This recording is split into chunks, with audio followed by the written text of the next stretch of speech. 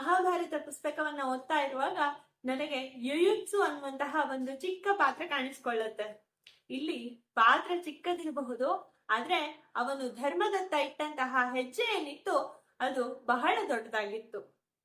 ಹಾಗೆ ಯುಯುತ್ಸು ಯಾರು ಅಂತ ನೋಡಿದಾಗ ಇವನು ಕೌರವರಲ್ಲಿಯೇ ಒಬ್ಬನಾಗಿದ್ದ, ಆದ್ರೆ ಅತ್ಯಂತ ಧರ್ಮ ಪರಿಪಾಲಕನಾಗಿದ್ದ. ಇವನು ಧರ್ಮದತ್ತ ಇಟ್ಟಂತಹ ಹೆಜ್ಜೆ ದೊಡ್ಡದು ಅಂತ ನಾನು ಯಾಕೆ ಹೇಳಿದೆ ಅಂತಂದ್ರೆ, ಯುದ್ಧ ಆರಂಭವಾಗತ್ತೆ. ಯುದ್ಧ ಆರಂಭದ ಮೊದಲನೆಯ ದಿನ ಶ್ರೀಕೃಷ್ಣ ಪರಮಾತ್ಮ ಅರ್ಜುನನಿಗೆ ಗೀತೋಪದೇಶವನ್ನ ಮಾಡ್ತಾನೆ. ಅದಾದ ಬಳಿಕ ಯುಧಿಷ್ಠಿರ ಏನ್ ಮಾಡ್ತಾನೆ, ಸೈನ್ಯದ ಮಧ್ಯದಲ್ಲಿ ಬಂದ್ಬಿಟ್ಟು ಗಟ್ಟಿ ಧ್ವನಿಯಲ್ಲಿ, ಇನ್ನೂ ಕೂಡ ಯುದ್ಧ ಆರಂಭವಾಗಿಲ್ಲ, ಯಾರಿಗಾದ್ರೂ ಕೂಡ ಧರ್ಮ ನಮ್ಮ ಕಡೆ ಇದೆ ಅಂತ ಅನಿಸಿದ್ರೆ ಆ ಪಕ್ಷದಲ್ಲಿದ್ದವರು ನಮ್ಮ ಪಕ್ಷಕ್ಕೆ ಬಂದು ಸೇರಿಕೊಳ್ಳಬಹುದು, ಇದು ನನ್ನ ಆಹ್ವಾನವಾಗಿರುತ್ತೆ ಅಂತ ಹೇಳ್ತಾನೆ.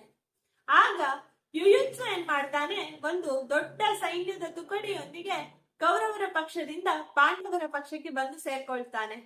ನಾನು ಯಾಕೆ ಧರ್ಮದ ಹಾದಿಯಲ್ಲಿ ಇವನು ಇಟ್ಟಂತಹ ಹೆಜ್ಜೆ ದೊಡ್ಡದು ಅಂತ ಹೇಳಿದೆ ಅಂದ್ರೆ, ಇದೇ ಒಂದು ಅವಕಾಶ ಭೀಷ್ಮಾಚಾರ್ಯರಿಗೂ ಇತ್ತು, ದ್ರೋಣಾಚಾರ್ಯರಿಗೂ ಇತ್ತು.